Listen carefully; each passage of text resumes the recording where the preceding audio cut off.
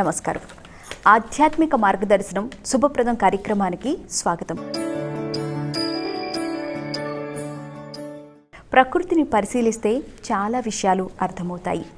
బుధవారం ఏ దేవతను స్మరించాలి, ఎలా నడుచుకోవాలి, ద్వాదశ రాశుల గోచార ఫలితాలు ఎలా ఉన్నాయి అనే విషయాలను మనకు తెలియజేయడానికి ప్రముఖ ఆధ్యాత్మికవేత్త, ప్రవచన వాచస్పతి శ్రీ టీకేవి రాఘవన్ గారు, అలాగే ప్రముఖ జ్యోతిష విద్వాన్ శ్రీ రాయప్రోలు మల్లికార్జున శర్మ గారు మనతో పాటు ఉన్నారు. వారిని అడిగి అనేక విషయాలు తెలుసుకుందాం. నమస్కారం గురుగారు. నమస్కారం గురుగారు. బుధవారం ఏ దేవతను స్మరించాలి, ఆ దేవత యొక్క ధ్యాన శ్లోకాన్ని తెలియచేస్తారా? ఇవాళ ఆశ్లేష నక్షత్రం. దీనికి అధిదైవం ఆదిశేషుడు, అంటే సర్పం అన్నమాట. అంతేకాదు చతుర్దశి తిథి, చతుర్దశికి వరాహస్వామి అధిష్టాన దైవం. అంచేత ప్రత్యేకించి ఇవాళ ఆదిశేషుని ఆరాధన. అంటే దగ్గరలో శివాలయం ఉన్నట్టయితే పుట్ట దగ్గర కొంచెం దూరంగా దీపాన్ని వెలిగించడం, స్వామికి చలివిడి నైవేద్యం చేయడం, అది విశేషం. అంచేత శేషుడు అధిపతి గనక ఓం అనంతాయ నమః. అనంతుడు అంటే శేషుడే కదా. ఇంకో చమత్కారం ఏమిటంటే, శేషుడు గొప్పతనం ఏమిటంటే, మనకి భారతీయ సాంప్రదాయంలో ఉన్న 3 సాంప్రదాయాలకి ఆయనే మూలం. నాలుక ఒకటే అయినా 2గా చీలి ఉంటుంది, ద్వైత సాంప్రదాయం. కన్నులు చెవి ఒకటే, అద్వైత సాంప్రదాయం. కుబుసం విడుస్తాడు ఒకప్పుడు, ఇది ఆ శరీర భాగము, విశిష్ట అద్వైత సాంప్రదాయం. ఆదిశేషునుకున్న విశేషం ఇదన్నమాట. అంచేత ఆశ్లేష నక్షత్రం గనక ఓం అనంతాయ నమః. ఇక చతుర్దశి గనక వరాహస్వామి ఆరాధన చాలా విశేషం. చతుర్దశి నాడే వరాహస్వామి భూమిని పైకి తీసుకుని వచ్చాడని. ఈ రెండూ కలిసి ఉన్నది బుధ వారము. బుధ జ్ఞానే అని, చక్కటి జ్ఞానాన్ని పొందగలిగే రోజు ఇవాళ. అందుకని బుధవారం ఈ 3 విశేషాలని కొంచెం విస్తారంగా మళ్ళీ మనం ఇతర ఫలాలని చూసుకున్న తర్వాత మాట్లాడుతాం.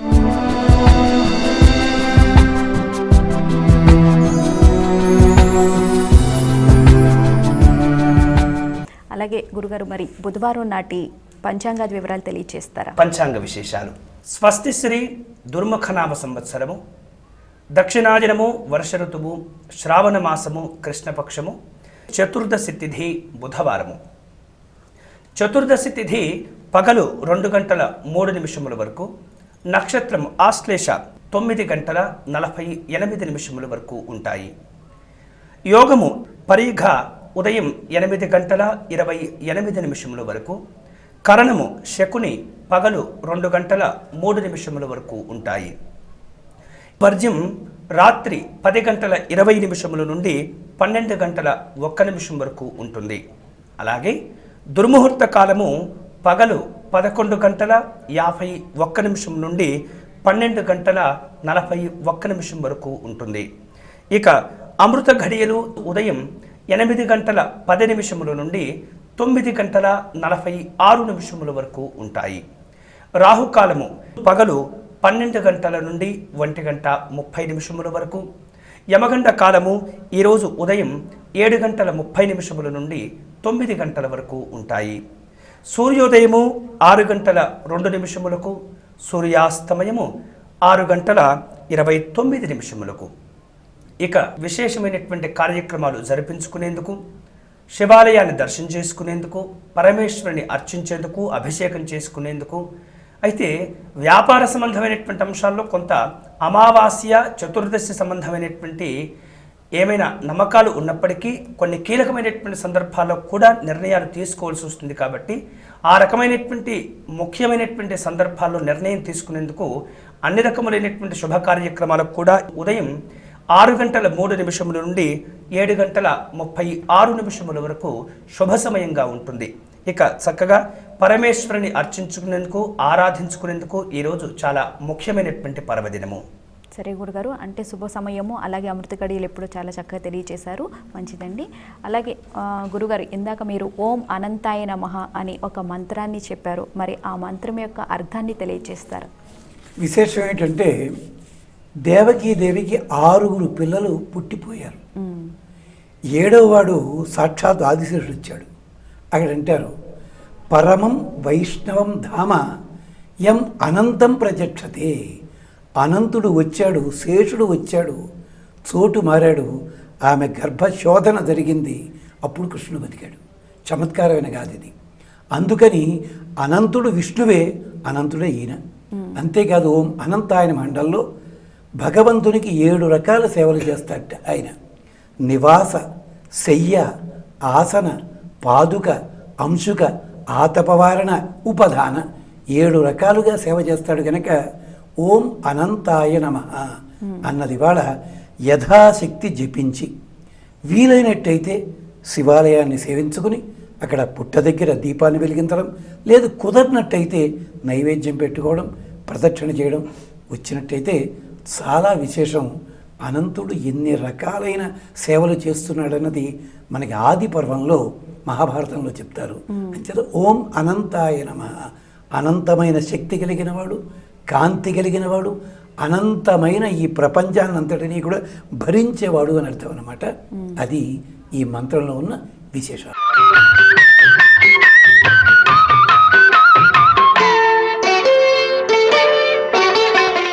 అలాగే గురుగారు, మరి బుధవారం నాటి ద్వాదశ రాశుల గోచార ఫలితాలు ఎలా ఉన్నాయో తెలియజేస్తారా?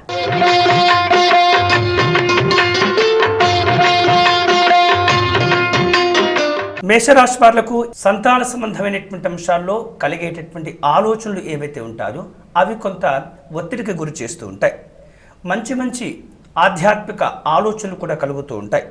అధికారికపరమైనటువంటి ఇబ్బందులు వచ్చినప్పటికీ మీకున్నటువంటి ఆత్మస్థైర్యం ఏదైతే ఉంటుందో ఆ ఆత్మస్థైర్యం వలన ఆ రకమైనటువంటి భావనలు అన్నీ కూడా తొలగిపోతూ ఉంటాయి. ఇక ఊహించినటువంటి ఇబ్బందులు, ఊహించినటువంటి కష్టాలు కూడా కలిగేటటువంటి సందర్భాలు కనిపిస్తున్నాయి మేషరాశి వారికి. కాబట్టి ఈ రకమైనటువంటి ఊహించినటువంటి సమస్యలు ఏవైనా వచ్చినప్పుడు ముందుగానే చక్కగా ఇష్టదైవాన్ని ఆరాధన చేసుకుంటూ ఈరోజు మీరు అన్ని కార్యక్రమాలు కనుక మీరు ప్రారంభించినట్లయితే ఆ ఊహించిన సమస్యలు, ఇబ్బందులు అన్నీ కూడా తప్పిపోయి ఏదో చిన్న సంఘటనతోటి మీరు బయటపడేటటువంటి అవకాశాలు కూడా ఉంటూ ఉంటాయి. ఇక అనవసరమైనటువంటి ఖర్చులు ఏవైతే ఉంటాయో ఆ అనవసరమైనటువంటి ఖర్చుల విషయంలో మేషరాశి వాళ్ళు కొంత పరిమితులను విధించుకోవాల్సినటువంటి అవసరం కనిపిస్తుంది. మానసికమైనటువంటి కొంత ప్రశాంతత కూడా తగ్గిపోవటం ఇబ్బందులకు గురి చేస్తూ ఉంటుంది. వేరు వేరు రకాల అనారోగ్యాలు, ఇబ్బందులు కలుగచేస్తూ ఉంటాయి. కాబట్టి మొత్తం మీద కొంత ఇబ్బందికరంగానే ఉండేటటువంటి పరిస్థితి ఉన్నప్పటికీ మీరు చేసేటటువంటి ఇష్టదైవ ఆరాధన, నిరంతరం జపం కూడా ఆ రకమైనటువంటి ఇబ్బందులను తొలగించుకోవడంతో పాటు మంచి ప్రయోజనాలు కూడా పొందేటటువంటి అవకాశం కూడా మీ చేతుల్లోనే ఉంటుంది. కాబట్టి ఓం పరమేశ్వరాయ నమః, లేదా ఓం నమః శివాయ, లేదా ఓం నమో నారాయణాయ నమః అనేటటువంటి ఏదైనా ఒక నామాన్ని ఎక్కువ సంఖ్యలో మనస్ఫూర్తిగా భగవంతుని పైన నమ్మకం ఉంచి కనుక మీరు జపం చేసినట్లయితే అన్ని విధాలుగా యోగదాయకంగా ఉంటుంది.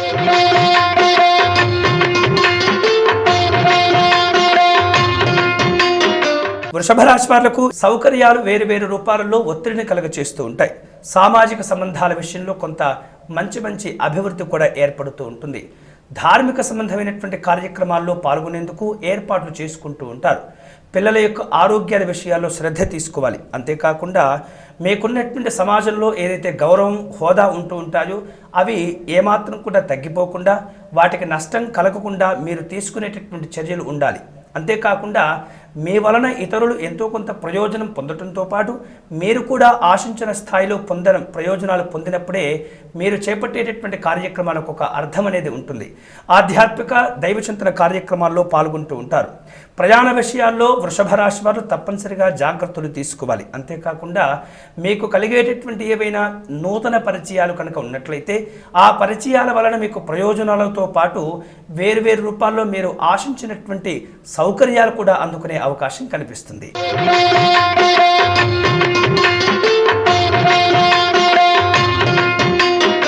మిథున రాశి వాళ్లకు మీకున్నటువంటి సామాజిక సంబంధమైనటువంటి వ్యతిరేకతలు ఏవైతే ఉంటాయో ఆ వ్యతిరేకతలు అన్నీ కూడా తొలగిపోతూ ఉంటాయి.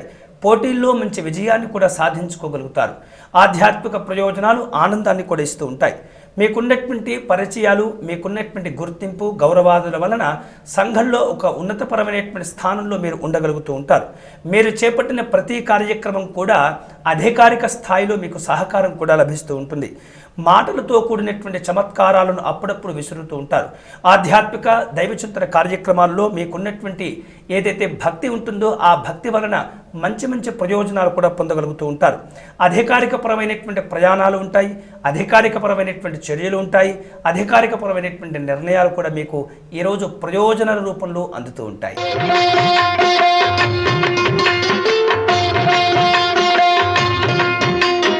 కర్కాటక రాశి వాళ్లకు మీకున్నటువంటి మాట విలువ మరింతగా పెరుగుతూ ఉంటుంది. షేర్లు లేదా పెట్టుబడుల విషయంలో కొంత జాగ్రత్తగా ఆలోచనలు చేసి నిర్ణయాలు తీసుకోవటం మంచిది. మీరు వేరు సందర్భాల్లో ఇతరులకు ఇచ్చినటువంటి ఏవైతే హామీలు కానివ్వండి, వాగ్దానాలు కానివ్వండి, వాటిని నెరవేర్చుకునే ప్రయత్నంలో కొంత ముందు ఉండే ప్రయత్నం చేస్తూ ఉంటారు. నమ్మిన వారి చేతిలో కొంత మోసపోయేటటువంటి సందర్భాలు కూడా కనిపిస్తున్నాయి. కాబట్టి ఎట్టి పరిస్థితుల్లో కూడా సంయమనం కోల్పోకుండా నిరంతరం కూడా జాగ్రత్తగా ఉండేటటువంటి ప్రయత్నం చేయాలి. వేరు రూపాలలో కుటుంబంలో మీకంటూ ఒక గౌరవాన్ని పెంపొందించుకునే ప్రయత్నంలో ముందు ఉంటూ ఉంటారు. ఆధ్యాత్మిక దైవచింతన కార్యక్రమాల్లో పాల్గొంటూ ఉంటారు. మీకున్నటువంటి ఏవైనా ఆర్థిక సంబంధమైనటువంటి నిలువలు ఉన్నట్లయితే వాటిని కోల్పోకుండా, తగ్గిపోకుండా వాటిపైన దృష్టిని కేంద్రీకరిస్తూ ఉంటారు. మాటల్లో, ఆలోచన విధానాల్లో కొంత మార్పులు కూడా కనిపిస్తున్నాయి. సంతాన సంబంధమైనటువంటి శుభవార్తలు వింటారు. వేరు రూపాలలో శ్రమకు గురి అవుతూ ఉంటారు.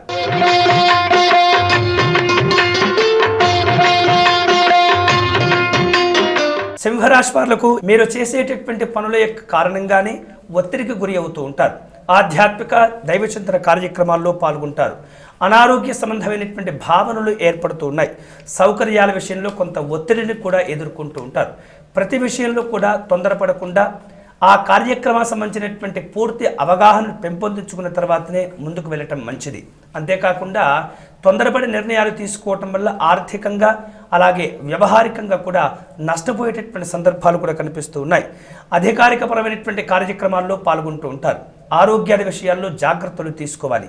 వైద్యపరమైనటువంటి సూచనలు, సలహాలు నిర్లక్ష్యం చేయకుండా ఎప్పటికప్పుడు కూడా మీరు జాగ్రత్తగా వ్యవహరించడం మంచిది.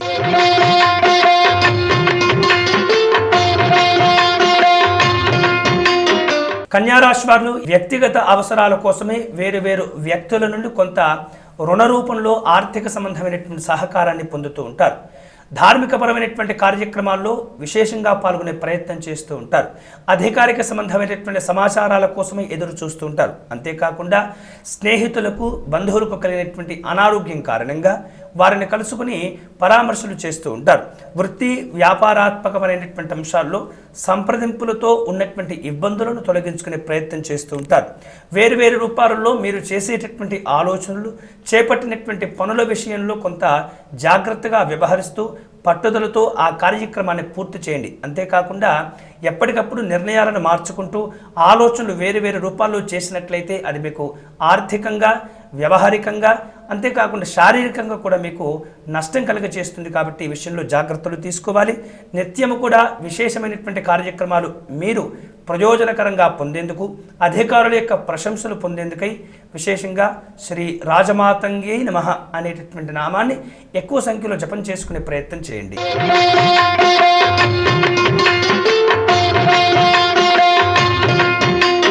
తులారాశి వాళ్లకు గతంలో మీరు ఇచ్చినటువంటి హామీలు లేదా వాగ్దానాల వల్ల ఇబ్బందులు ఎదురయ్యేటటువంటి సందర్భాలు కనిపిస్తూ ఉన్నాయి. కుటుంబంలో వేరు రూపాలలో ఘర్షణలు, సంఘర్షణలు, గొడవలు కూడా జరుగుతూ ఉంటాయి. వేరు రూపాలలో నేత్ర సంబంధమైనటువంటి ఇబ్బందులు కూడా ఎదుర్కొంటూ ఉంటారు. ధార్మికపరమైనటువంటి కార్యక్రమాల్లో జాగ్రత్తలు తీసుకోవాలి. వేరు రకాల పెద్దల యొక్క ఆశీస్సులను పొందేటటువంటి ప్రయత్నం చేస్తూ ఉంటారు. ఊహించనటువంటి ప్రయోజనాలు కూడా ఏర్పడుతూ ఉంటాయి. ఆర్థిక సంబంధమైనటువంటి నిలువల విషయంలో ఎప్పటికప్పుడు కూడా మీరు జాగ్రత్తలు తీసుకుంటూ ఉంటారు. నిరంతరము కూడా రామనామాన్ని ఎక్కువగా జపం చేసుకోవటం వలన కోర్టు సంబంధమైనటువంటి ఇబ్బందులతో పాటు సాంఘిక జన సంబంధమైనటువంటి ఇబ్బందులు కూడా తొలగించుకునే అవకాశం ఏర్పడుతూ ఉంటుంది. వృత్తి వ్యాపారాత్మకపరమైనటువంటి అంశాల్లో కొంత ఆశించిన స్థాయిలో ఫలితాలను పొందుతూ ఉంటారు.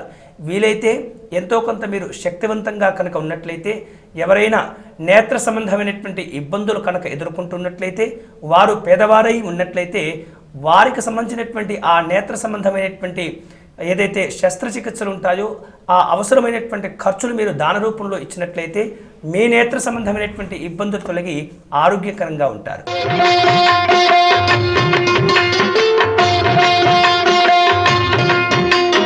వృశ్చిక రాశి వాళ్లకు మీరు చేపట్టేటటువంటి పనుల యందు ప్రతి విషయంలో కూడా జాగ్రత్తగా ఆలోచనలు చేసి నిర్ణయాలు తీసుకోవటం మంచిది.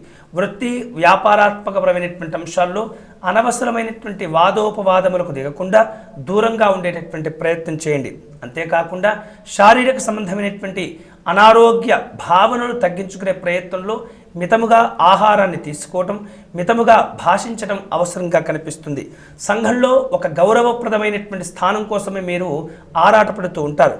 ఇతరుల విషయంలో కొంత ఎప్పటికప్పుడు దయా జాలి గుణంతో వ్యవహరించినట్లయితే మీకు చక్కనైనటువంటి పేరు ప్రఖ్యాతులు ఏర్పడుతూ ఉంటాయి. ఆధ్యాత్మిక దైవచింతన కార్యక్రమాలలో పాల్గొంటూ ఉంటారు. వ్యాపార సంబంధమైనటువంటి అంశాల్లో ఆశించిన స్థాయిలో ప్రయోజనాలు రాకుండా ఉంటూ ఉంటాయి. అంతేకాకుండా ఉమ్మడి వ్యాపార భాగస్వామ్య సంబంధమైనటువంటి అంశాల్లో చిన్న చిన్న లోపాలు కనిపిస్తున్నాయి. వాటిని సరిచేసుకునే ప్రయత్నం చేయండి.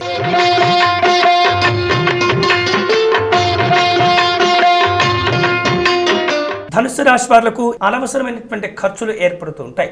విశ్రాంతి లోపం కూడా కనిపిస్తుంది. అధికారిక ప్రయాణాలు ఉండేటటువంటి సందర్భాలు కనిపిస్తూ ఉన్నాయి. కాబట్టి మీరు ఏర్పాటు చేసుకోబోయేటటువంటి ఏవైనా ప్రయాణాలు కనుక ఉన్నట్లయితే ఆ విషయంలో తప్పనిసరిగా జాగ్రత్తలు తీసుకోవడంతో పాటు ఒక ప్రణాళికాబద్ధంగా వ్యవహరించవలసినటువంటి అవసరం కనిపిస్తుంది. గతంలో మీ అవసరం కోసం తీసుకునేటువంటి ఏవైనా రుణాలు లేదా అప్పులు కనుక ఉన్నట్లయితే వీలైతే వెంటనే వాటిని తీర్చివేసేటటువంటి ప్రయత్నం చేయండి. మీకున్నటువంటి పరిధిలో ఇతరులకు సహాయ సహకారాలు అందించేటటువంటి ప్రయత్నం చేయండి. వేరు వేరు రకాలుగా శాస్త్ర సంబంధమైనటువంటి పరిజ్ఞానం పైన ఆసక్తి పెంచుకుంటూ ఉంటారు. పరిశోధనా రంగంలో ముందు ఉండేటటువంటి ప్రయత్నం చేస్తూ ఉంటారు. వేరు వేరు కార్యక్రమాల్లో దాన ధర్మాదులు చేయటంలో ముందు ఉండేటటువంటి ప్రయత్నం చేయటం వలన మీకు చక్కగా పుణ్యబలం కూడా ఏర్పడుతూ ఉంటుంది.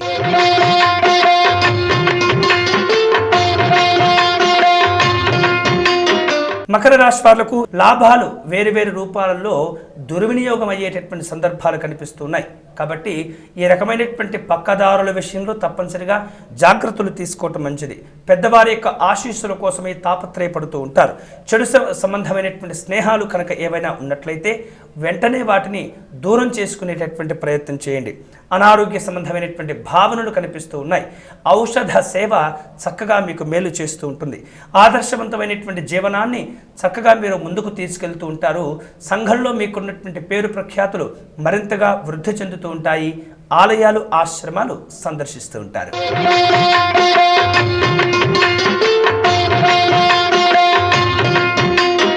కుంభరాశి వాళ్లకు సామాజిక సేవా కార్యక్రమాల్లో పాల్గొంటూ ఉంటారు. సమాజంలో మంచి గౌరవ మర్యాదలు కూడా మీకు ఏర్పడుతూ ఉంటాయి.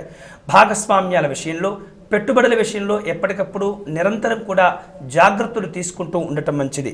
వేరు వేరు రకాల కార్యక్రమాలు చేపట్టినప్పుడు శక్తికి మించినటువంటి పనుల నిర్వహణలో కొంత ఒత్తిడి కూడా ఏర్పడుతూ ఉంటుంది. అధికారిక సంబంధమైనటువంటి కార్యక్రమాల్లో నిరంతరం కూడా అప్రమత్తంగా వ్యవహరించేటటువంటి ప్రయత్నం చేయాలి. అనవసరమైనటువంటి ఇబ్బందులు కూడా కనిపిస్తూ ఉన్నాయి. నూతన పరిచయాలు ఉంటాయి. ఆలయాలు ఆశ్రమాలు సందర్శిస్తుంటారు.